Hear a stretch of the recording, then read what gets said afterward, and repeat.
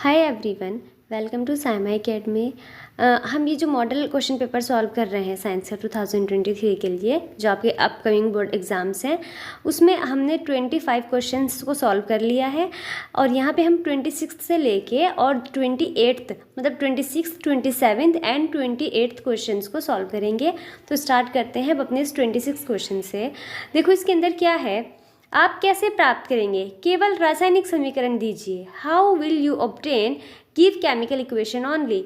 हमको 4 केस दे रखे हैं, इनमें कुछ फॉर्मेशन होनी है, कुछ बनाना है। तो कैसे बनाएंगे, कैसे प्राप्त करेंगे, सिर्फ हमें इक्वेशन के थ्रू बताना है, समीकरण बतानी है, उसकी एक्सप्लेनेशन नहीं लिखनी। एक तो हमें बताना है एथेनॉल से एथेनोइक अम्ल कैसे बनेगा, एथेनोइक अम्ल से एस्टर, थर्ड में है एथेनॉल से एथीन एंड फोर्थ में है एस्टर से एथेनॉल, कैसे बनेगा ये।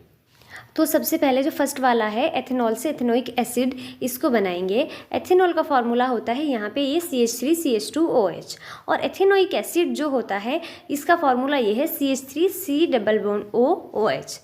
तो जब ये एथेनॉल है, इस की जो रिएक्शन है हम ऑक्सीजन के साथ करते हैं। देखो यहाँ पे एथेनॉल है, इसकी रिएक्शन ऑक्सीजन के साथ कराएंगे, यानी इसका ऑक्सीडेशन कराएंगे एसिटोबैक्टर की प्रेजेंस में। एसिटोबैक्टर एक बैक्टीरिया का ग्रुप है, ठीक है। तो इस बैक्टीरिया की प्रेजेंस में जब इसका ऑक्सीकरण कराते हैं, ऑक्सीडेशन कराते हैं एथेनॉल का, तो इससे हमको क्या मिलता है, ये एथेनोइक एसिड मिलता है और H2O वाटर रिलीज होता है। तो ऐसे बनेगा, सिर्फ हमको यही रिएक्शन देनी थी। उसके बाद जो सेकंड वाला है इसके अंदर, इसमें क्या है, एथेनोइक अम्ल से एस्टर, एथेनोइक एसिड से एस्टर बनाना है इसमें।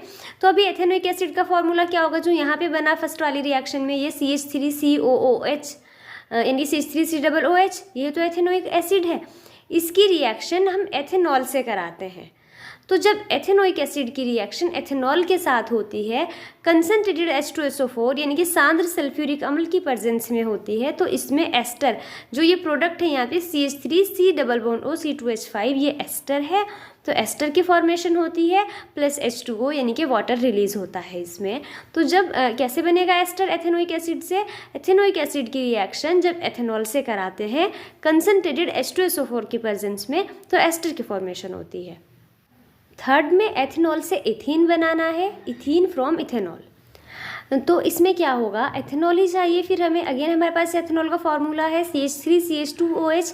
ये कैसे बनेगा इससे इथीन, जब हम इसको ट्रीट कराएंगे हॉट कंसनट्रेटेड H2SO4 गर्म सांद्र सल्फ्यूरिक एसिड के साथ 443 केल्विन टेम्परेचर पे ट्रीट कराएंगे, तो इसमें वाटर अलग हो जाएगा और जो हमारा मेन प्रोडक्ट बनेगा ये बनेगा यहाँ पे, जिसका ये यहाँ पे ये फॉर्मूला लिखा है CH2 डबल बॉन्ड CH2, इसी को बोलते हैं इथीन। यहाँ पे भी यही बताना है, सिर्फ इक्वेशन देनी है। फोर्थ वाला है जो हमारा इसके अंदर, इसमें एस्टर से एथेनॉल बनाना है, इथेनॉल फ्रॉम एस्टर। तो अगेन एस्टर एस्टर फिर से ये फॉर्मूला है CH3C+O CH2CH3, तो या C2H5 एक साथ ये बोल सकते हैं CH3C+O C2H5।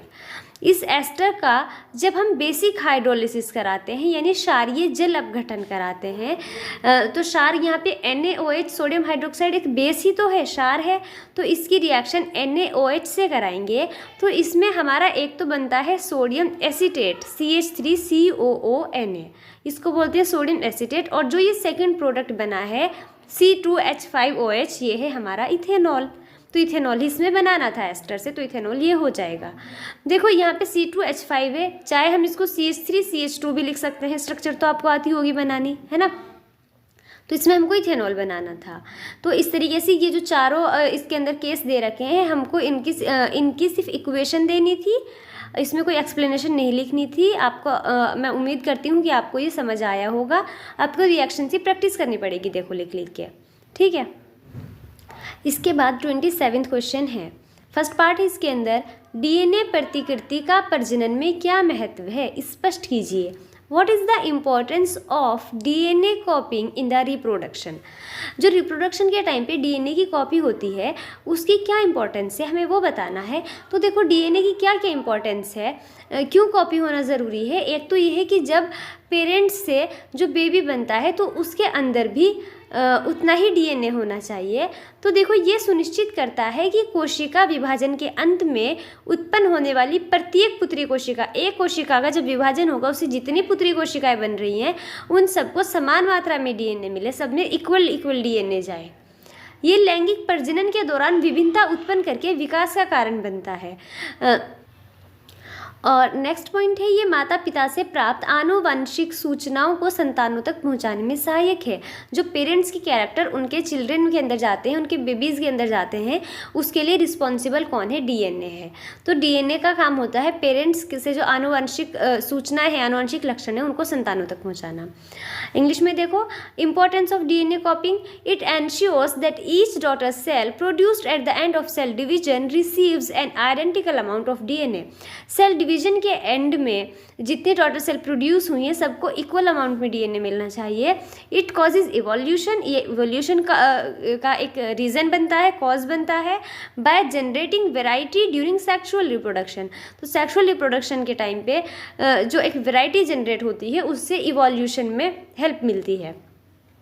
नेक्स्ट पॉइंट है, it aids the transmission of information और traits from parents to children. Parents से जो चिल्ड्रेन में इंफॉर्मेशन जाती है, जेनेटिक इंफॉर्मेशन, उसमें हेल्प करता है डीएनए। इसके अंदर सेकंड पार्ट है, मानव में बच्चे का लिंग निर्धारण कैसे होता है? How is the sex of child determined in human beings. ये क्वेश्चन बहुत इंपॉर्टेंट है, एग्जाम में बहुत बार पूछा गया है। तो देखो कैसे होगा, मतलब ये पूछा है कि जो कोई बेबी होता है वो बेबी गर्ल होगा या बॉय होगा, तो ये कैसे डिटरमाइन होता है?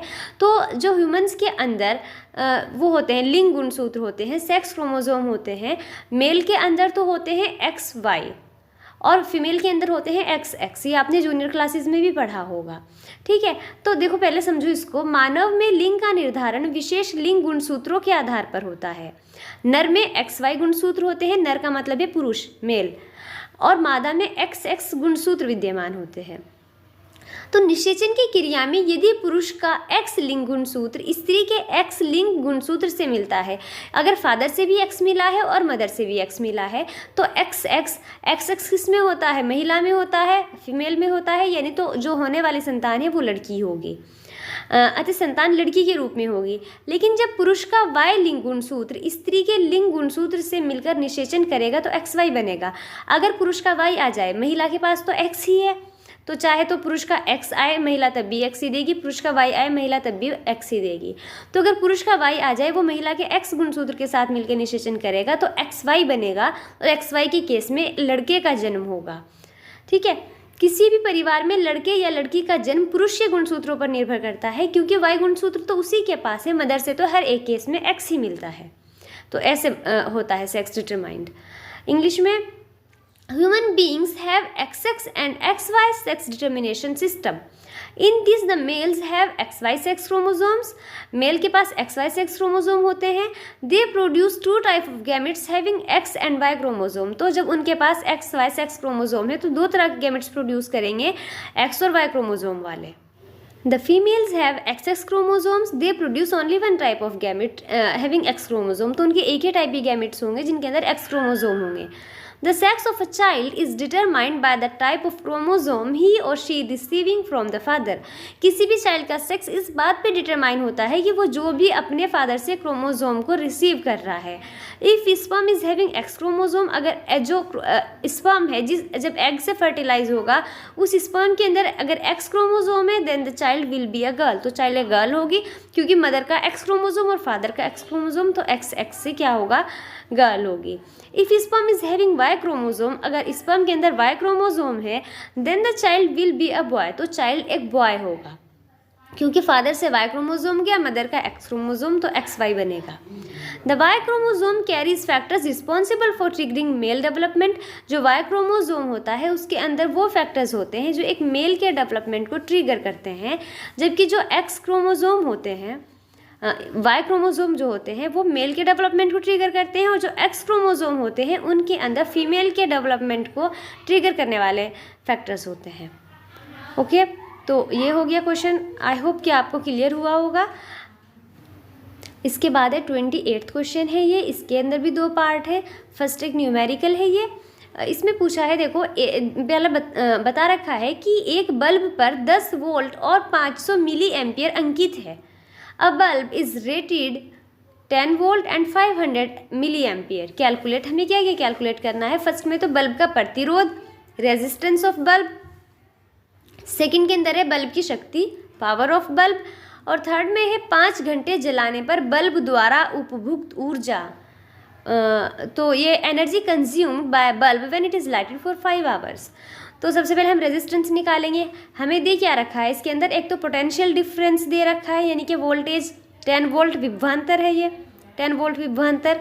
उसके बाद हमको धारा दे रखी है, विद्युत धारा कितनी है? 500 मिली एम्पियर यानी कि करंट, और टाइम दे रखा है 5 घंटे। तो पहले क्या करना है, हम जब फॉर्मूले के अंदर इन वैल्यू को पुट करेंगे तो हमें जो विद्युत धारा है, करंट है, वो एम्पियर में चाहिए, मिली एम्पियर में नहीं। तो मिली एम्पियर को यहाँ पे हम एम्पियर में चेंज करेंगे। और कैसे चेंज करेंगे? 1 मिली एम्पियर के अंदर 1000 मिली एम्पियर होते हैं, तो 500 को 1000 से डिवाइड करेंगे एम्पियर पाने के लिए। जब 500 को 1000 से डिवाइड करेंगे तो 0.5 आएगा और ये एम्पियर हो जाएगा। और टाइम हमको चाहिए सेकंड में, तो 5 आवर्स को मिनट में बदलेंगे 60 से मल्टीप्लाई करके, और फिर सेकंड्स में बदलेंगे अगेन 60 से मल्टीप्लाई करके। तो इतनी चीज़ हमें यहाँ पे गिवन है। उसके बाद फर्स्ट केस में हमें क्या निकालना है? रेजिस्टेंस ऑफ बल्ब, यानी कि बल्ब का प्रतिरोध। और इसका फॉर्मूला है, रेजिस्टेंस को R से शो करते हैं, है ना। तो इसका फॉर्मूला है potential difference upon current flow, जो करंट है, विद्युत धारा यानी कि। तो R हमें निकालना है, V हमें 10 वोल्ट दे रखा है, और अभी हमने निकाला है जो करंट है, विद्युत धारा कितनी आई है? 0.5 एम्पियर। तो 10/0.5 हो जाएगा। 0.5 में से यहाँ से पॉइंट रिमूव करके 10 के बाद ऊपर एक 0 हो जाएगा, 100। 5 से 100 को डिवाइड करोगे तो 20 आएगा, और रेजिस्टेंस की यूनिट ओम होती है, तो 20 ओम है जो वो बल्ब का प्रतिरोध होगा, रेजिस्टेंस होगा। फिर इसके अंदर सेकंड पार्ट है जो बल्ब की शक्ति, पावर ऑफ बल्ब, ये निकालना है। तो पावर ऑफ बल्ब निकालने के लिए हमारे पास फॉर्मूला है, पावर को P से शो करेंगे, और तो इसका फॉर्मूला होता है P = V × I, V Guna I। V क्या है? वोल्टेज है। I क्या है? हमारा जो विद्युत धारा है यानी कि करंट है। तो V की जगह 10 रखेंगे और I की जगह 0.5 आएगा। जब 10 की 0.5 से मल्टीप्लाई करोगे तो आएगा 5।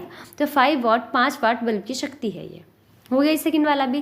थर्ड पार्ट है इसके अंदर, 5 घंटे जलाने पर बल्ब द्वारा उपभुक्त जो ऊर्जा है, कितनी एनर्जी कंज्यूम हुई है, 5 आवर्स उसको अगर हमने जलाया है। तो एनर्जी कंज्यूम्ड है, यानी उपभुक्त ऊर्जा जो निकालनी है, उसका फॉर्मूला है हमारे पास।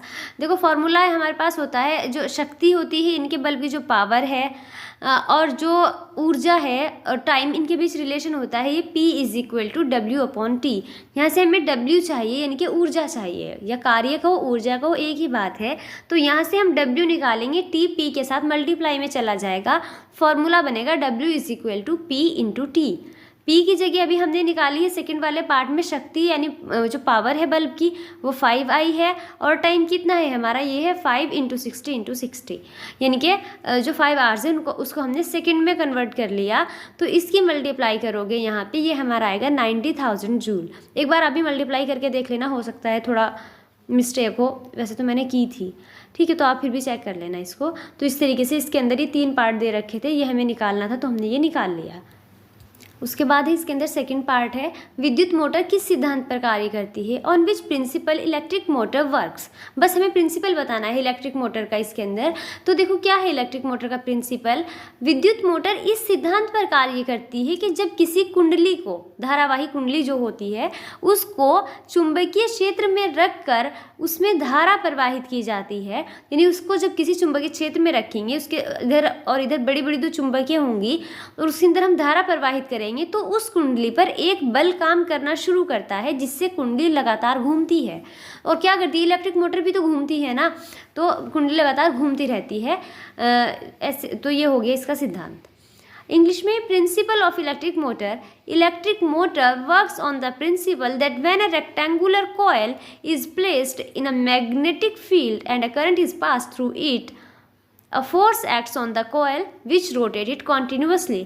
जब किसी रेक्टेंगुलर कॉइल को किसी मैग्नेटिक फील्ड में रख के उसमें से करंट पास करते हैं तो वो कॉइल एक फोर्स एक्सपीरियंस करती है, उस पर एक फोर्स एक्ट करने लगता है और उस फोर्स की वजह से जो वो कॉइल है वो कॉन्टिन्यूसली रोटेट करती रहती है। तो इसी प्रिंसिपल पे बेस्ड होती है हमारी इलेक्ट्रिक मोटर। इस वीडियो में इतना ही। जो बाकी के 2 क्वेश्चन है वो नेक्स्ट वीडियो में होंगे इससे, और फिर ये जो हमारा मॉडल पेपर है ये ख़त्म हो जाएगा। तो आपको अच्छे से समझ आया होगा। आई होप कि मैं आपके डाउट क्लियर कर पाई होंगी, आपको एक्सप्लेन कर पाई होंगी। अगर वीडियो पसंद आई है तो लाइक ज़रूर कीजिएगा और चैनल को सब्सक्राइब करना मत भूलिएगा। Thank you so much for watching.